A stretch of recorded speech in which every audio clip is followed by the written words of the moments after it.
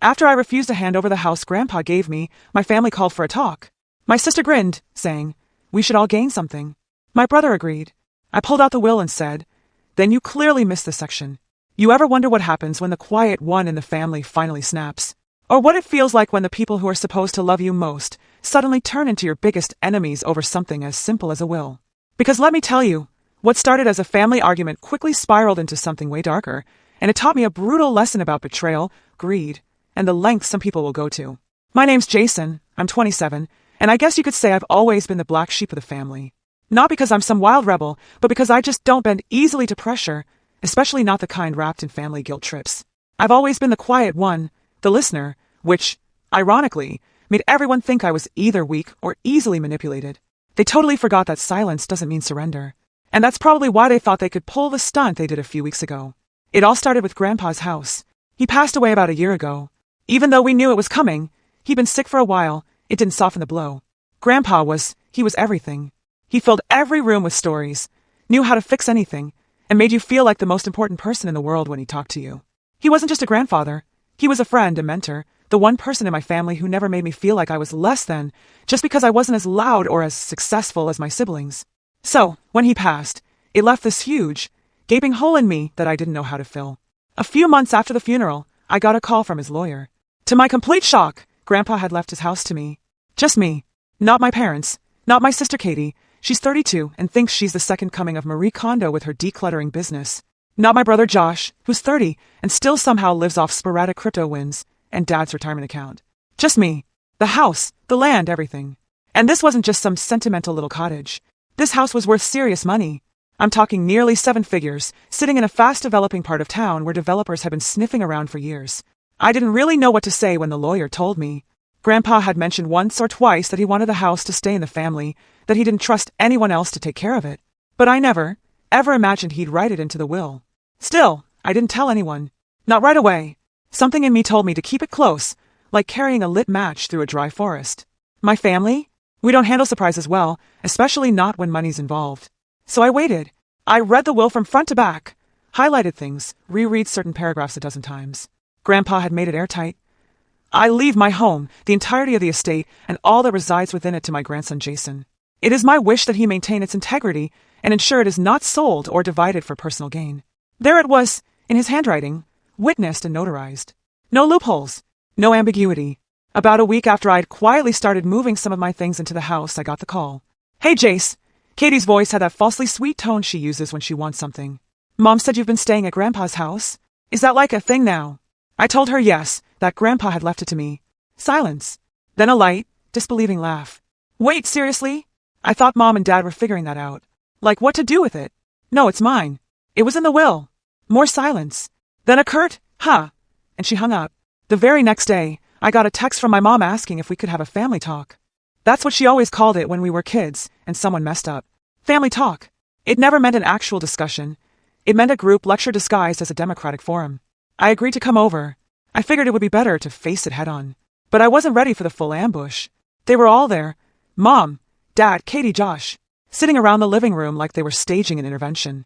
My sister stood up the moment I walked in. "Hey, Jace," she said, smiling that tight, practiced smile she uses when she's about to pitch a client. "Thanks for coming. We've been talking and we just wanted to clear the air." I sat down, my chest already tightening. "About what?" "The house," she said. "It's just a big asset, you know. And we were thinking it's only fair that we all benefit from it." "Benefit?" I asked. Mom jumped in. "Your grandfather would have wanted the whole family to be taken care of, Jason. You know how generous he was. He wouldn't have wanted that house to just sit there while the rest of us struggle." "I'm not letting it just sit there," I said slowly. "I live there. I'm maintaining it." Katie crossed her arms. "Yeah, but we were thinking maybe we sell it. Split the money. It could help Josh pay off some debts, help me expand my business, help Mom and Dad finally go on that trip they've been dreaming of. Everyone wins." Josh nodded like a bobblehead. "It's not like you need the whole house. You don't even use half the rooms." I stared at them, trying to wrap my head around it. "You know what the will says." Dad sighed. "We just think you're being a bit selfish here, son." And that's when I pulled it out. I had brought a copy of the will just in case. Something told me I'd need it. I unfolded it carefully and laid it on the coffee table. "Then I guess you haven't read this part." I pointed to the section, Grandpa's wishes in plain ink. Not just that the house was mine, but that it was never to be sold or divided for profit. That he trusted me to preserve it, For a few seconds, there was total silence. Then, everything exploded. Katie snatched the paper and started reading it like she was scanning for a misprint. Josh said something about how I must have manipulated Grandpa in his last days. Mom started crying, actual tears. And Dad said something about how this family was falling apart. The living room turned into a courtroom, everyone talking over each other, accusing, guilt-tripping, yelling. And I just sat there. Not because I didn't have anything to say, but because I wanted them to say everything first. Let it all spill out. The entitlement, the resentment, the pure disbelief that Grandpa would choose me over them. That he'd trust me, the quiet one, with something so important. That's where things really started to change. That night wasn't just a family argument. It was the beginning of something way darker. I started noticing things. People watching the house, missing mail, whispers from family friends. And then came the accident that made me realize they weren't going to stop at words.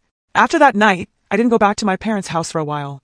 I needed space, not just physically, but mentally. I left the copy of the will behind on purpose. Let them stew on it. Let them read it a dozen times and twist it in their heads. Maybe they'd realize they couldn't pressure me. Or maybe they'd double down.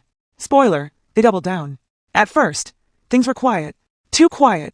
I kept waiting for a phone call, a text, some passive-aggressive Facebook post from Katie about selfish people who inherit what they didn't earn. But nothing came. For about 2 weeks, it was like I'd been ghosted by my entire family. And weirdly, that made it worse. It's one thing to deal with yelling and guilt trips. It's another to sit in the eye of a storm and know it hasn't passed. It's just getting ready to hit harder. Then the little things started. First, I noticed my mail was going missing. Not everything, just the important stuff, bank statements, a package I was expecting from a friend, even a utility bill. I thought it was a mistake at first. I double-checked with the post office. My address was correct. No holds, nothing flagged. Then came the visitor. It was a Tuesday afternoon. I was working from home, freelance graphic design. Nothing glamorous, but it pays the bills, and I heard a knock. Not the casual kind. The kind that says, "I know you're in there and I'm not leaving." I opened the door to find Mr. Donnelly, one of Grandpa's old neighbors from 3 houses down. He looked uncomfortable, almost sheepish. "Hey, Jason," he said, rubbing the back of his neck. "Listen, I probably shouldn't be getting involved, but your mom came by last night." I blinked. "She did?" He nodded. "Yeah, said she was checking on the property, wanted to make sure the transition was going smoothly." Transition? She made it sound like the house was still in probate, like it wasn't really yours yet. I just stared at him, feeling my stomach drop. I knew my mom could be manipulative, but I didn't think she'd straight up lie to a neighbor, especially one who'd known Grandpa for over 30 years. She asked if I'd seen anyone suspicious around the place, Donnelly added. Like maybe someone had broken in. I didn't think much of it at first, but I figured I should tell you. I thanked him and shut the door, heart pounding. That night I installed cameras. Front yard, backyard, side alley, even one above the garage, just in case. Sure enough, 3 nights later, I got my first hit. Around midnight, motion was detected on the camera near the side gate. I checked the feed, and there he was, Josh. Hoodie on, phone flashlight in hand, fiddling with the gate like he was trying to pick the lock or find a loose latch. I didn't confront him. Not yet. I wanted to be sure. I saved the footage and watched as he gave up after a minute, cursed under his breath. Yes, I could hear it. And walked back toward his car, which was parked a block down the street. The next morning, I sent the clip in a group text. Just a link. No caption. No one replied. Not even Katie, who normally can't help herself when things get messy. That same afternoon, I got a knock on the door. This time, it was my dad. He didn't even say hello, just stood there on the porch, arms crossed. "Jason, this is getting out of hand." I raised an eyebrow. "This? You mean your son trying to break into my house?" He didn't flinch. "He was just trying to talk to you. You've shut everyone out." I laughed. I couldn't help it. He was trying to talk to me by sneaking in through the gate at midnight. Dad sighed. "You've got to understand, this house means a lot to all of us. Your grandfather, he wasn't in his right mind near the end. He'd been sick, confused. There it was. The narrative shift. They tried guilt. They tried sweet-talking. Now they were trying to rewrite history. Don't do that," I said quietly. "Don't disrespect him just because you didn't get what you wanted." Dad's face darkened. "You're making a mistake, Jason. You're dividing this family." "No," I said. "You did that the second you tried to guilt me out of something Grandpa clearly wanted me to have." And I shut the door. But I didn't sleep that night. Not really. I kept the lights off and watched the cameras, paranoid that someone else would try to pay me a visit. My mind kept racing with what-ifs. What if they try to break in again? What if they forged documents? What if they found some obscure legal trick to challenge the will? Then, just when I thought things might calm down again, I got the letter. It came in a plain white envelope, no return address. Inside was a single sheet of paper, typed formal. "Dear Jason, we, as a family, have decided to dispute the validity of the last will and testament of your grandfather. We believe he was not of sound mind, and that the will does not reflect his true intentions. Consider this letter a formal notice of our intent to pursue legal action unless a fair resolution can be reached outside of court. My hand started shaking. They were actually going to do it. They were going to drag me into court. They were going to tear Grandpa's name apart, claim he was senile, accuse me of manipulation, just to get their hands on something they felt entitled to. That was the moment I knew this wasn't just about a house anymore. It was war, and I wasn't going to play defense forever. After I read the letter, I sat in that living room, Grandpa's living room, for what felt like an hour, just staring at the wall where he used to hang that framed black and white photo of him and Grandma. I could almost hear his voice in my head, chuckling the way he used to when someone in the family got too big for their britches. He always said, "There's a reason I don't trust everyone with a spare key, Jace. People show their true colors when money's involved." And he was right. I wasn't angry, not in the way you might think. I wasn't yelling or breaking things, or pacing around the house. What I felt was deeper, slower, colder. It was betrayal wrapped in paperwork. This wasn't just a petty argument anymore. My family had drawn up legal threats against me. They were ready to drag Grandpa's name through the mud if it meant they might win. And they thought I'd fold under pressure. They had no idea who they were dealing with. The next morning, I set up a meeting with Grandpa's lawyer, Mr. Henley, a no-nonsense man in his 70s with tired eyes but a razor-sharp mind. He'd been Grandpa's friend and attorney for decades. The office still smelled like old leather and coffee, the kind of place where you could imagine big decisions being made behind closed doors. I slid the letter across his desk. He read it in silence, mouth set in a firm line. "Well," he said finally, setting his glasses down, "they're bluffing. At least partially. This kind of letter is designed to scare you into a settlement. But legally, they don't have much ground.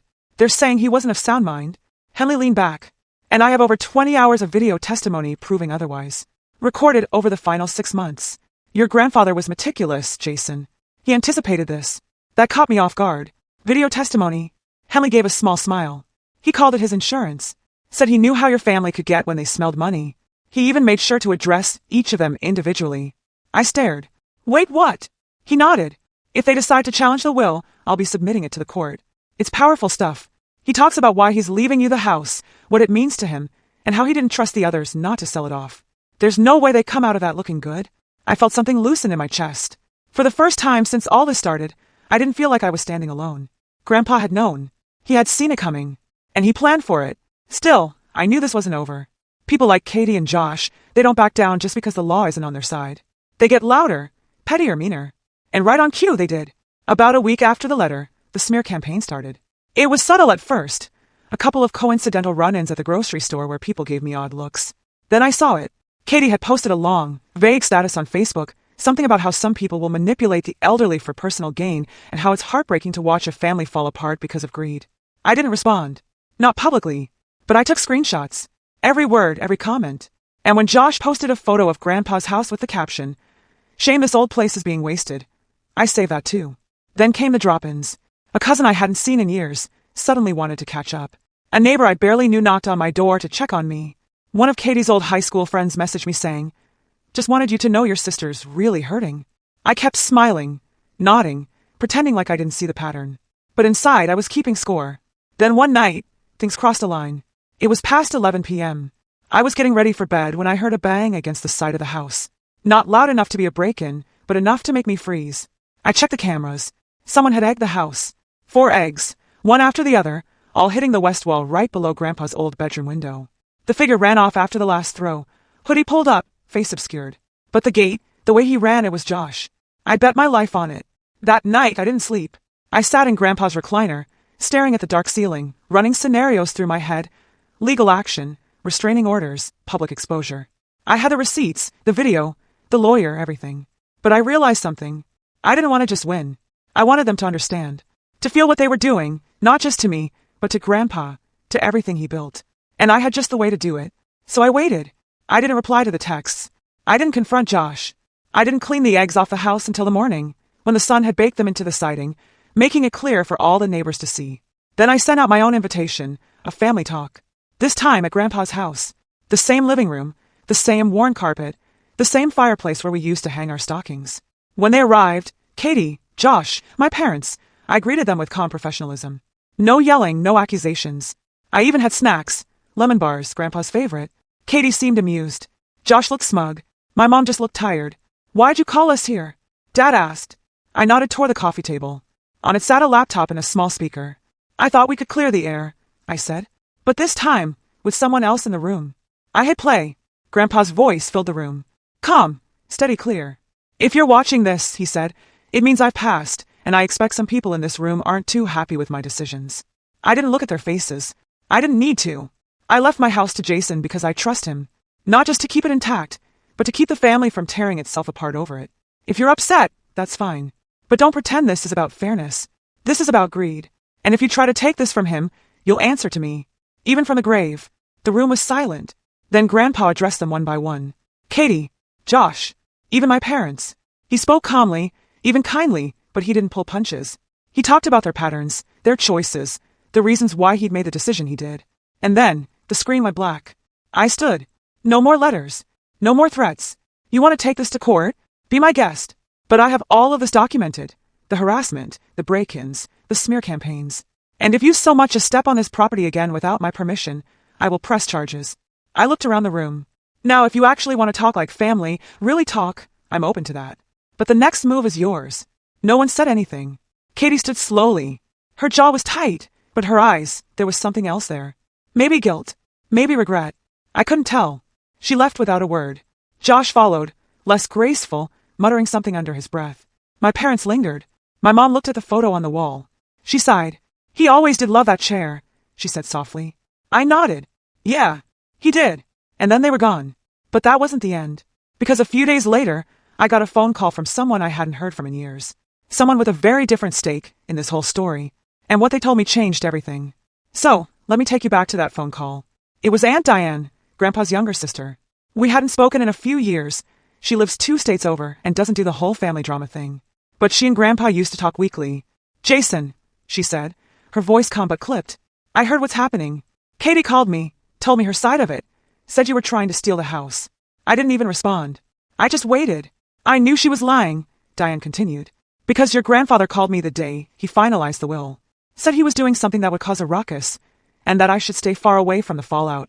My pulse picked up, but he also asked me to keep a few things safe. Things he didn't want anyone else getting their hands on.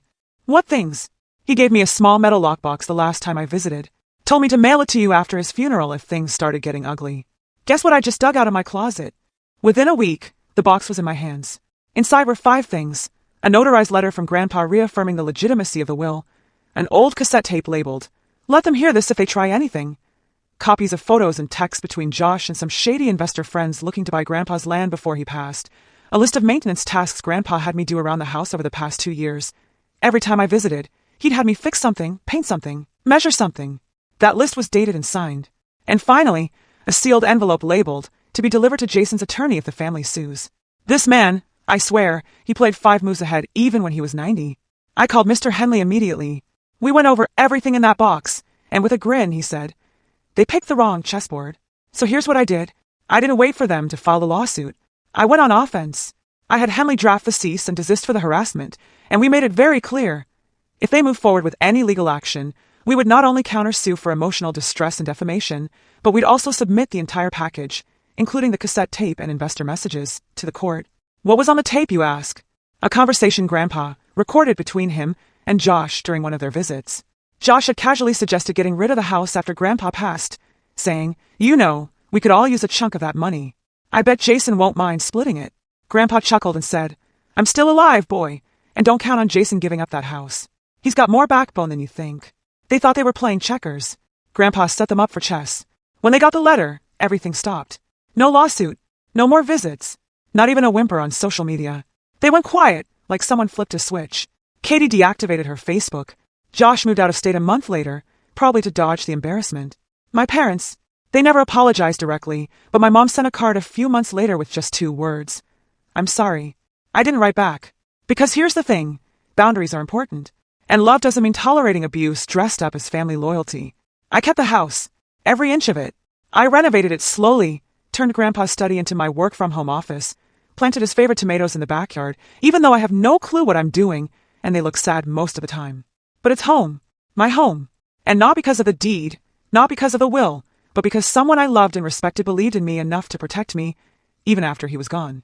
Grandpa didn't just leave me a house, he left me peace. And I won't let anyone take that.